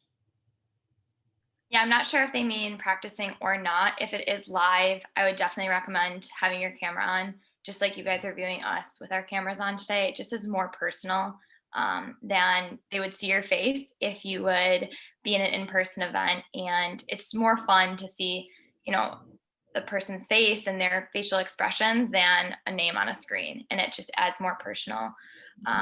There was another question, where do you look to find competitions to pitch? So you can type in pitch competitions in Michigan, pitch competitions throughout the United States.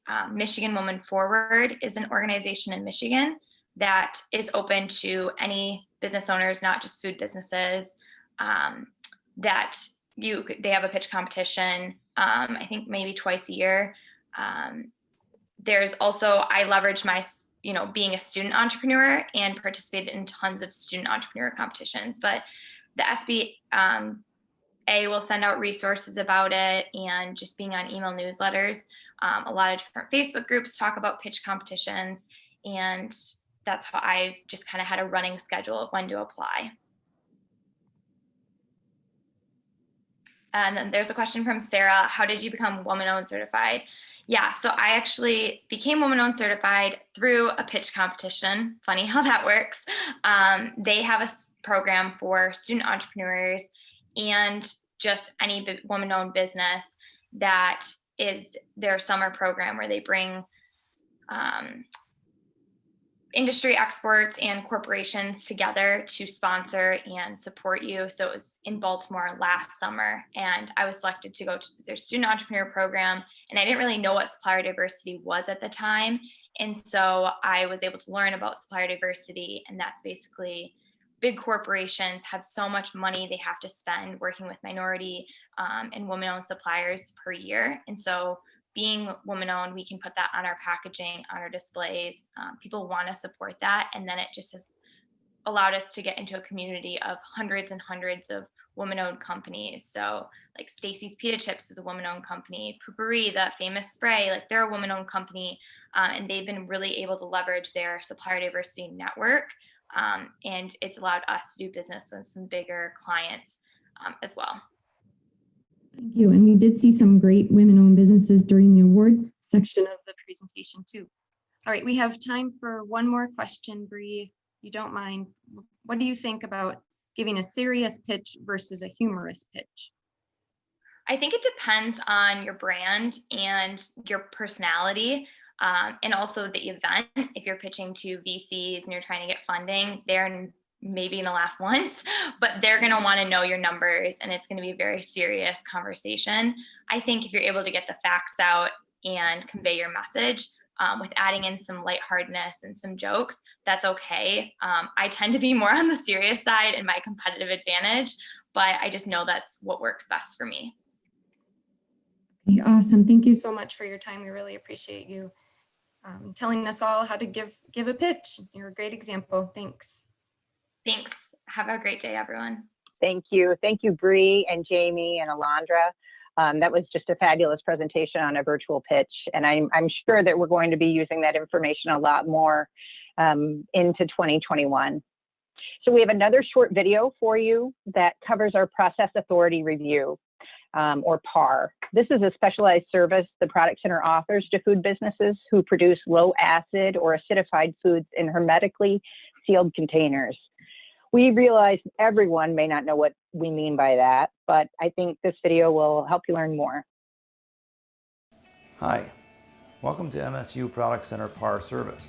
Let me tell you a little about how PAR works and how you might be able to use our service. PAR stands for Process Authority Review. If you have a product that you would like to bring to store shelves, you may need a PAR done to ensure the product can be sold safely without refrigeration. Products like barbecue sauces and salsa have all had this process done. There are fees associated with the PAR process, and these fees are based on the number of recipes and type of testing that's needed. We maintain the strictest confidentiality for you, our clients. In the past year, the Product Center has logged over 500 hours to ensure product safety for our clients. Getting started is as easy as visiting our homepage. Once you have signed up, our innovation counselors will help you with all of your business needs. All right, thank you. That's Jason Hoffman. We're seeing a lot of Jason today. He works out at the FPIC, but we found he's also really good at doing voiceovers and giving us some more information about all the different services we offer at the Product Center. For our next session, I'd like to introduce Erin Powell. Erin is an extension health and nutrition educator and is also a registered dietitian. Erin helps train a team of MSU extension health and nutrition educators on developing instructional cooking videos. And today she's here to help educate us and food business owners on some best practices for creating cooking videos to highlight products. Welcome to the program, Erin. Hi, good morning, everybody. Thank you for having me. All right, let's go ahead and get started. I have a lot of information to share in a very short period of time. Today we're going to be talking about do-it-yourself recipe videos. As was said, I'm a registered dietitian. I work for MSU Extension, and I oversee our online education and social media for the nutrition programs. And if you're wondering what I'm doing in that photo, I'm covering myself with a blanket so that I can get good audio quality. So something to remember, you might have to go sit in a closet or cover yourself in a blanket if, if there's some background noise, or just to get better quality. Today I'm going to be covering just creating content, what equipment and software to use, and where to share. I will be offering a longer, more in-depth session on January 22nd, and you'll get more information about that. So I apologize for going through quickly, but this is just going to be a really brief overview. And like I said, a very short period of time. So when creating content and choosing your recipe, you want to make sure that your recipe meets the needs of your audience. You want to consider the number of ingredients, their skill level, and equipment.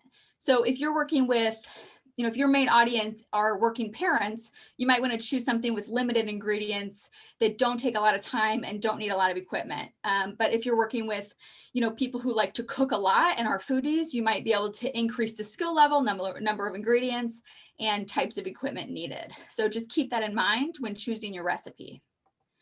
When you make your video, you're going to want to kind of determine what style of video do you want to make. There are so many different kinds of recipe videos out there. You do want to have a person, yourself or somebody else on camera giving instructions and, zooming into the ingredients, having a real personal feel to it. Or do you want to just show the food and have it what we like to call tasty style? Those tasty videos are really popular, have been for a couple of years now, and they're just really quick and you only see the food and the person's hands making it. Or you could have a combination of both of those. Okay, so the second thing you're going to want to think about is planning your shots. What does your introduction look like?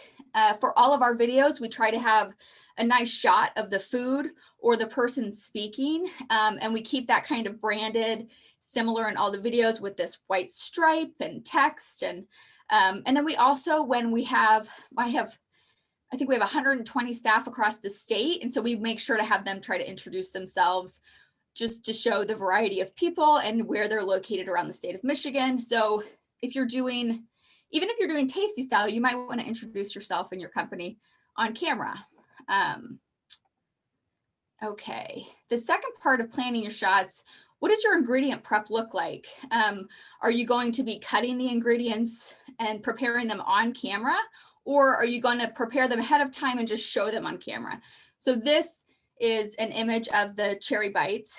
And this is actually a still shot. And she took the still shot and then panned over it with a camera. So there are a lot of different ways that you can showcase your ingredients. The next thing when planning your video, you want to think about the steps that you want to show to make sure that you don't forget anything. And so they call it storyboarding in real, video making. You could do it in, note cards, kind of like Alondra talked about in the last video. You can do whatever makes sense for you, but you want to outline the steps just to make sure that you don't forget any of them in your video. The next thing, you want to make sure that you have a shot of your finished product. We have had some staff at times, they get so excited, they just like take a bite and don't actually show what the finished product looks like, which is really great to be excited, but people love to see what it looks like when you're done. They love to see that finished product. We eat with our eyes just as much as we do with our mouth. So it's nice to have a shot of your finished food. And then you want to think about what your exit looks like. So for all of our videos, we have this nice little, the logo comes in and there's movement. It's nice. And then after that, we do all of our photo credits and an anti-discrimination statement. And that's consistent with all our videos. So you want to think of what exit works for you and your brand and makes sense for finishing out all of your videos. All right, so tips. You want to think about your location. I think we can also take some of the tips from the pitch video. They had some great tips that would work for recipe videos. These are both me and my kitchen. I probably wouldn't use this necessarily, but the picture on the left, it's a hot mess. I've got dirty dishes. I've got a bunch of appliances on the countertop, all my utensils, all my cabinets are open. There's also a window on the right that's pulling light away from the focus of the video. And so like when you look at this, you just really don't know where to look or focus. The second video, we've zoomed in a little bit more, cropped out that window. I would probably try to cover it with a blanket or something. I don't have a blinds or curtains on that window, but that way it allows me to control the light a little more myself than instead of relying on the natural light, which also changes throughout the day. So that's something to think about. I've removed all of the appliances except for the toaster, which I could still get rid of, close the cabinets, and just, it's a nice, much cleaner space to look at. And the focus is more on me stirring whatever I'm stirring in my mixing bowl. You want to think about attire, which I will go back for a second. This is not going to be good attire that I used to take this photo. You don't want to wear really busy clothes because they can read poorly on camera. But you want to make sure that your attire matches the brand that you're presenting. So these are just images of staff that we have who've created videos, and we all ask them to wear this logo wear that we have. So if you have a brand, you want it to fit your brand. You know, you don't want to dress up if that doesn't meet the expectations of your brand, and you don't want to dress down if it meet the expectations of your brand. So whatever makes sense for you in your organization. You want to practice, same thing with the other video, practice, practice, practice, but don't over practice too. Sometimes it can seem scripted, and you don't want to seem like you are reading off of a script necessarily. So practice for comfortability, but don't over practice so that it seems stiff, or, you know, just do what makes sense for you. As was mentioned in the other, you want to record in landscape view. And I'll talk about social media and where to post later, but it might also depend where you're recording for. Like if you're recording videos for TikTok, those are going to be vertical. But for the most part, you want to record all videos horizontally so the viewer gets the best experience.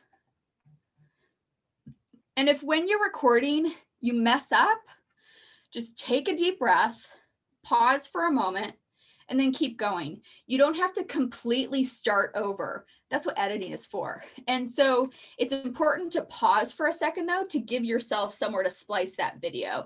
If you just keep talking and talking and talking like I'm doing right now, you're not gonna have anywhere to cut it, and it's gonna be a little harder to edit that video. So just pause and then start at whatever makes sense for where you messed up.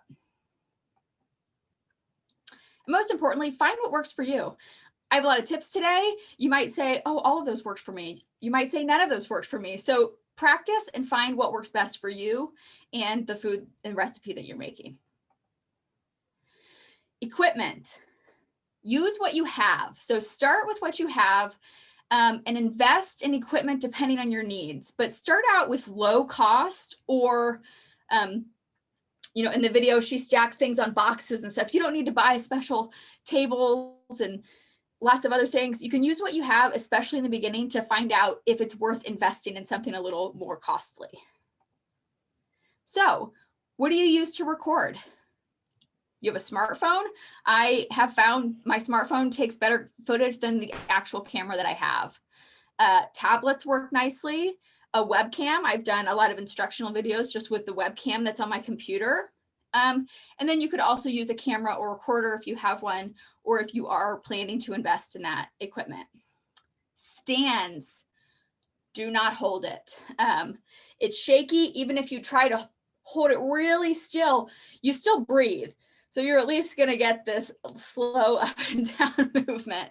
So do not hold it. Even if you are a very steady person, it's probably just not going to work very well. Use what you have again. So a staff member actually told me this tip. This is just a cutting board stuck up in my cabinet with some plates on top of it. And then the phone camera is through the little hole on the cutting board. And as you can see, it's really steady. I don't have to touch it, and it gets a nice view of whatever I'm cutting on my cutting board. You could invest in a tripod. Tripods don't cost that much money. I already had a tripod, so I purchased just a phone adapter for it. And so I can use the large tripod that I have with my phone without having to buy too many extra things. They also make little kits that are specific to phones, as was seen in the last video. And so those are options as well. I would say whatever you use, if you don't buy something like a tripod, just make sure it's sturdy.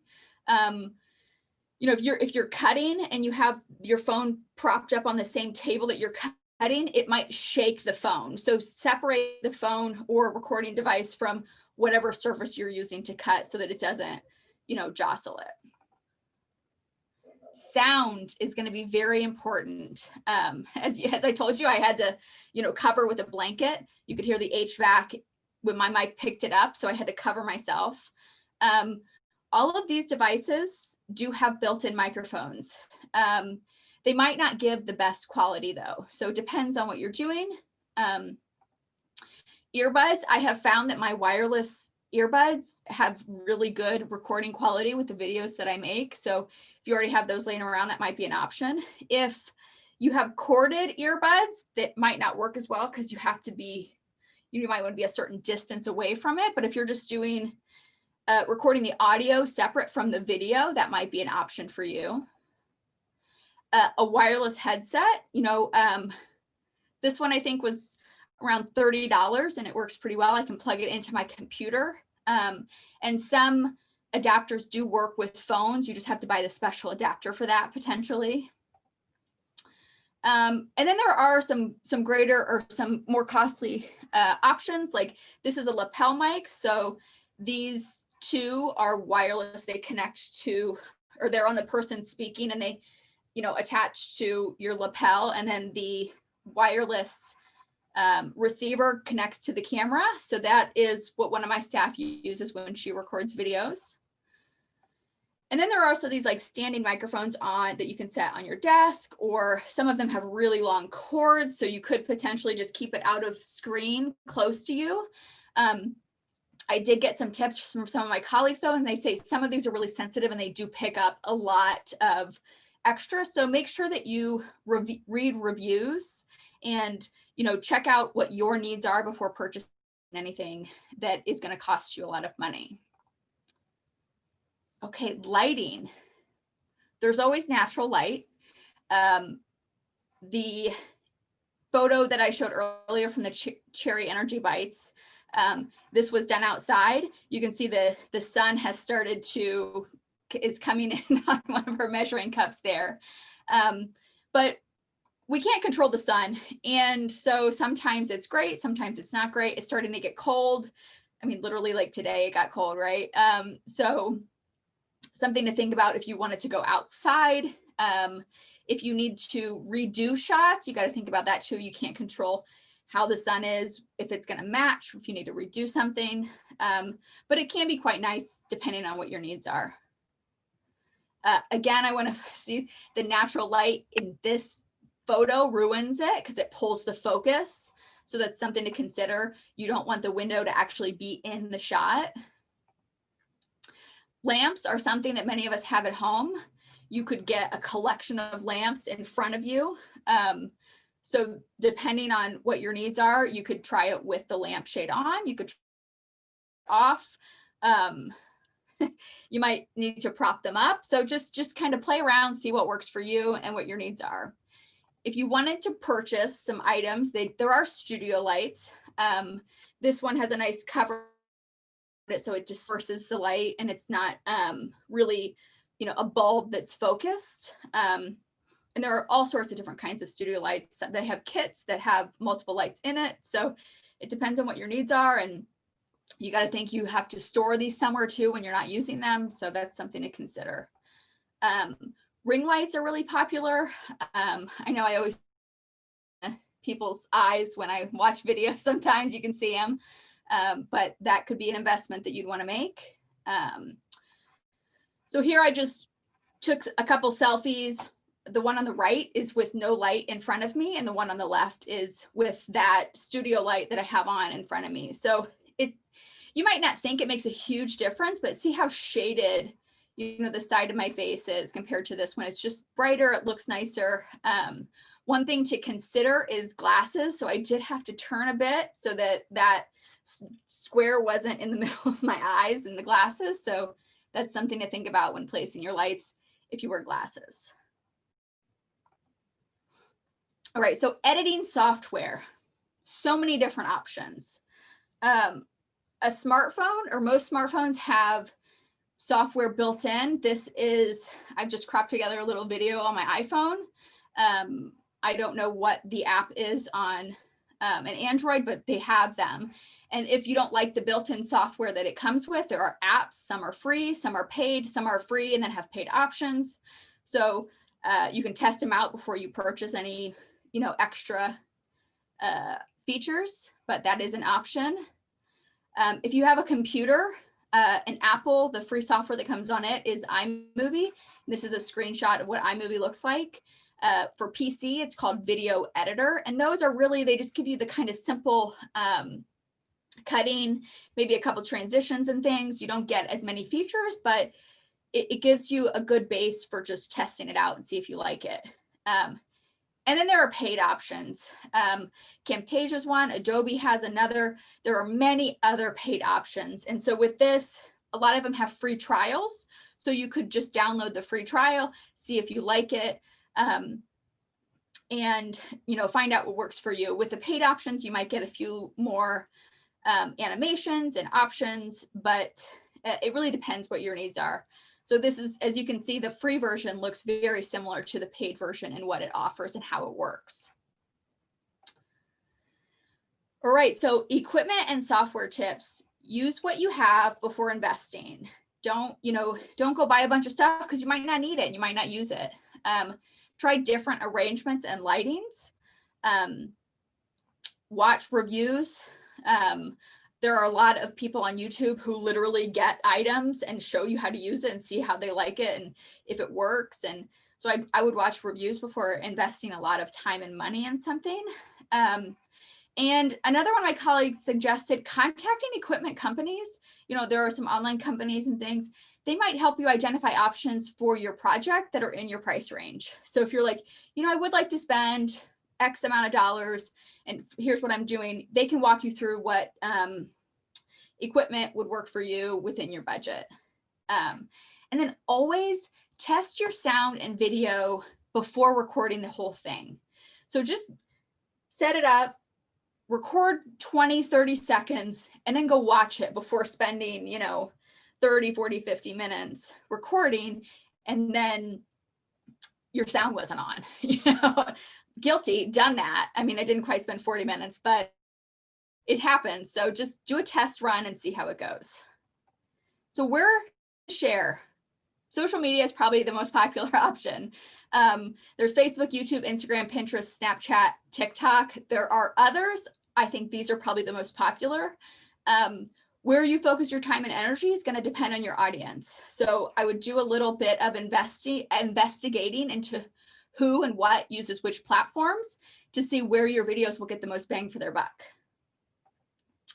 And then there's also, if you have a company website, you could even post on social media and then push people to your website where they could purchase. And sometimes you can set up purchasing on these websites as well. So again, who's your audience? How often will you post? How timely is your content? Like Twitter is really an active conversation. So you probably don't want to post something on that you want to stay up and people to engage with for months. YouTube is a little more static and your content lives there a little longer. So think about how timely your content is and how often you want to keep it up or how long it will stay up. And then what's your level of engagement? If you're on and you post once a month, that will come into factor when you are deciding which platform to use. So that's my just quick overview. I know it was quick. If you want to hear more and get more into each of those topics, please join me on January 22nd from 10:30 to 12. And that is the registration link. Thank you, Erin, so much. I think that was just fascinating. I know Kendra's going to have some questions for you. I saw we have a few in the chat. We are just, as you mentioned, we have a really tight agenda here. So we're gonna address a couple of those, but it sounds like your presentation in January is gonna really take a deep dive into that. So Kendra, do you mind asking a couple of questions to Erin? Sure. Erin, I don't know if you had a chance, probably not, to look at the chat, but we were wondering, what's the brand name of that lapel mic? Do you have that offhand? One of our participants was asking that. And if you don't, we can follow up over email. I'll have to follow up. I have one downstairs, but it'll take 30 seconds we don't have for me to run down there and get it. Okay, we'll follow up with that over email. What is your suggestion for cooking videos best length? You know, if you're posting something for social media, how long, what is a good guide? Honestly, we have done, those like 30-second tasty videos where it's really quick. And I think with that though, if someone's going to make your recipe, they have to pause it and write stuff down. And it's going to take a little longer, a little more trouble for them. So one thing we have done, or we do sometimes with some recipe videos, is we'll make a short, quick version for Facebook or Instagram, and then a link to the full, longer, maybe 5 to 8 minutes on YouTube. And so you kind of hit both audiences. And it also, you want to think about, who's making it? Is your audience somebody that really has cooking skills and you don't need to go in depth into the how to prep, how to do a lot of things? Or is it people who might need a little more instruction and you can take the time in your video to do that? So I think 5 minutes is probably a good max. But I mean, I see videos that are 20 minutes that have good hits. So it kind of depends on your video and your audience. Appreciate that. And someone asked for the link for your event. And just to let everybody know, if you fill out our evaluation survey, which is coming really soon, you're going to get a discount code and the link to Erin's event. So you will absolutely get that event in the goodie bag, but we must have that evaluation completed. Again, that only takes a couple of minutes.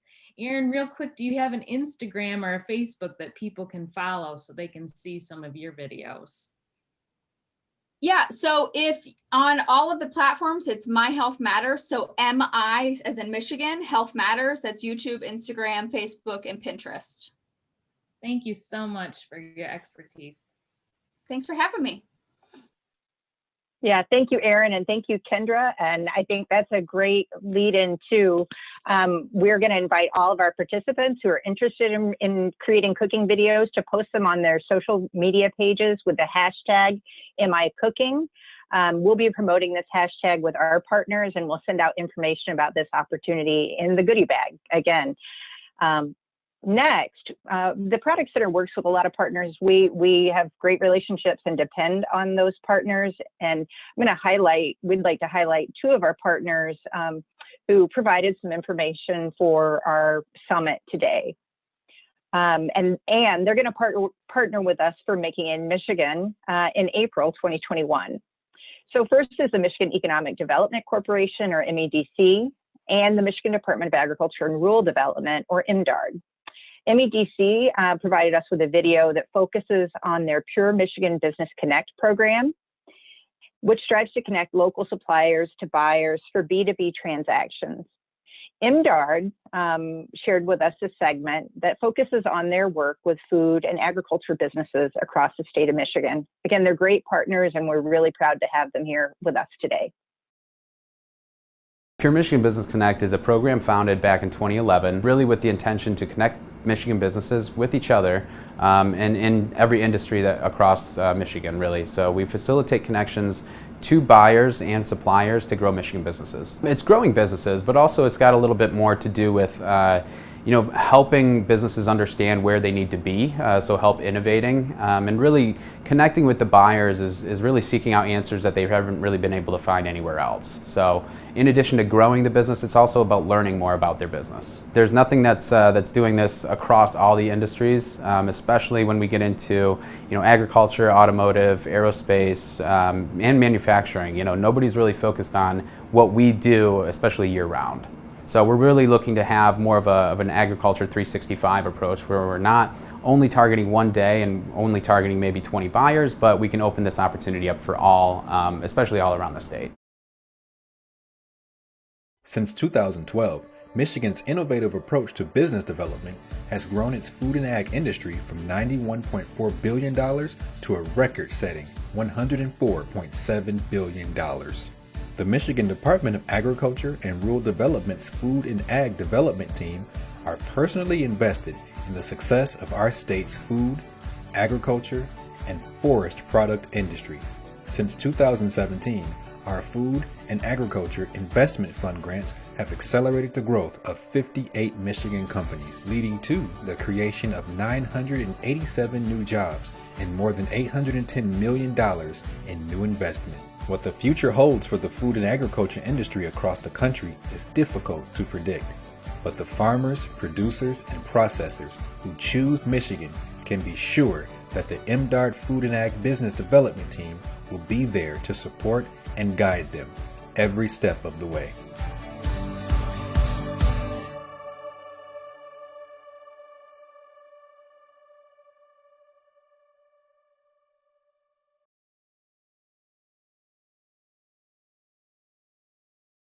We're so proud to be able to partner with MDARD and MEDC. It's always interesting to see, many of our clients, we end up sharing clients because they can offer opportunities that we can't, and vice versa. So thanks again. So we're at the end of our time together today.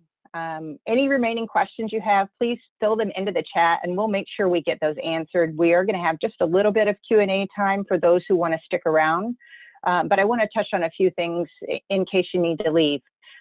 Again, please be sure to fill out that evaluation form. And there's a link down there from Shelby. Thank you, Shelby.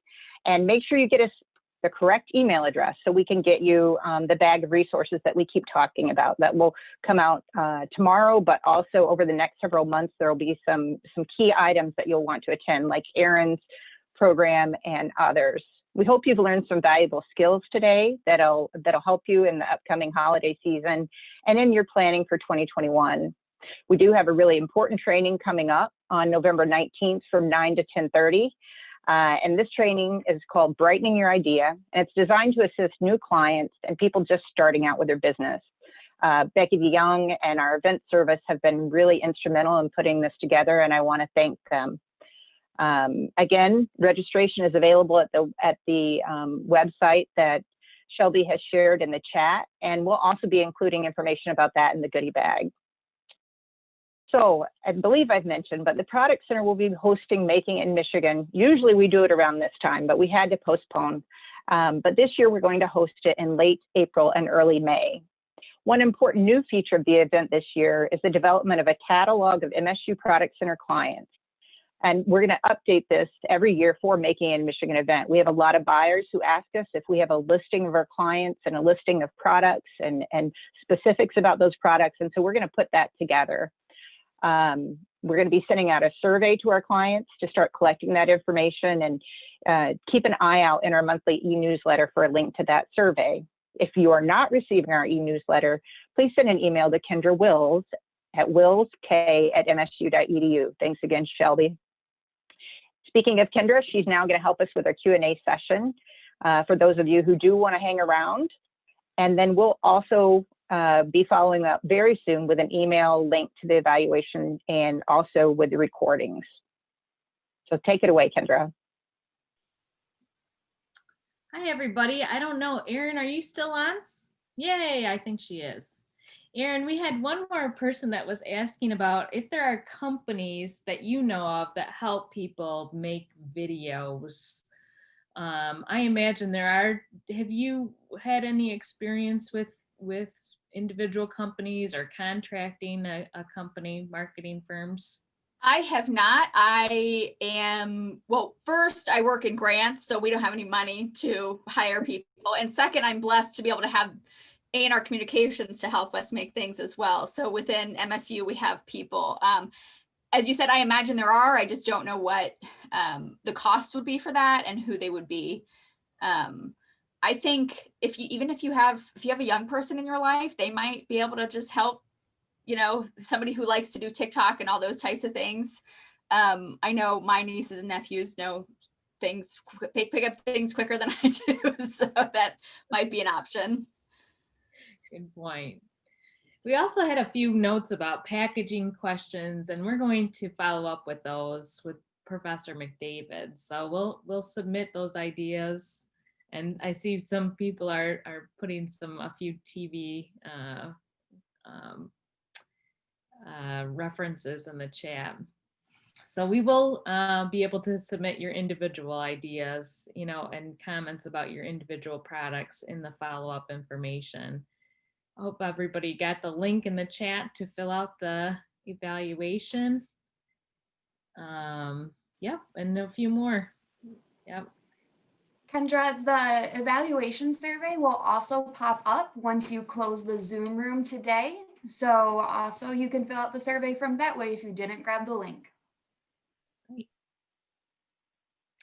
Well, I'm not really seeing too many questions in the chat. We are a little over time, so that might be attributed to that. So people may have to move on to their next event. But I'm sure everybody would be willing to take follow-up questions, and you'll receive follow-up information from us. So feel free to stay in contact. All right. Thank you, Kendra. And Erin, thanks again so much. That was really an interesting presentation. So with that, I think we're going to shut down. Again, be on the lookout for that evaluation survey and then the follow-up additional information you will get out of this presentation. We're going to have many items happening, programs happening, and a build-up to Making in Michigan over the next few months. So thank you again for your participation, and go green.